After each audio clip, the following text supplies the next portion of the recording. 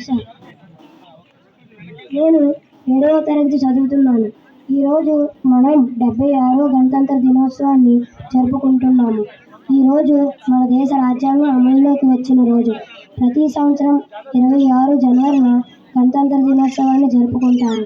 భారత రాజ్యాంగాన్ని రచించడానికి 2 సంవత్సరాల 11 నెలల 18 రోజులు పట్టింది.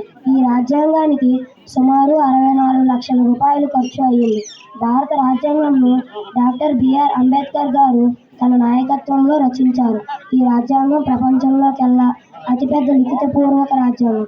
గణతంత్ర దినోత్సవం రోజు గేట్వే ఆఫ్ ఇండియా వద్ద జెండా ఎగురవేస్తారు. 1947 ఆగస్టు 15న మన భారతదేశానికి స్వాతంత్ర్యం వచ్చినప్పటికీ మన దేశానికి సొంత రాజ్యాంగం లేదు. 1950 జనవరి 26న రాజ్యాంగం అమలులోకి వచ్చిన రోజునే భారత గణతంత్ర దినోత్సవం జరుపుకుంటున్నారు.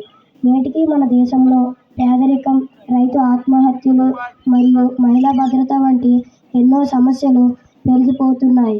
కానీ మన దేశం కోసం, మన దేశ అభివృద్ధి కోసం మనం తోడ్పడితేనే ఈ పండుగకు ఒక అర్థం ఉంటుంది.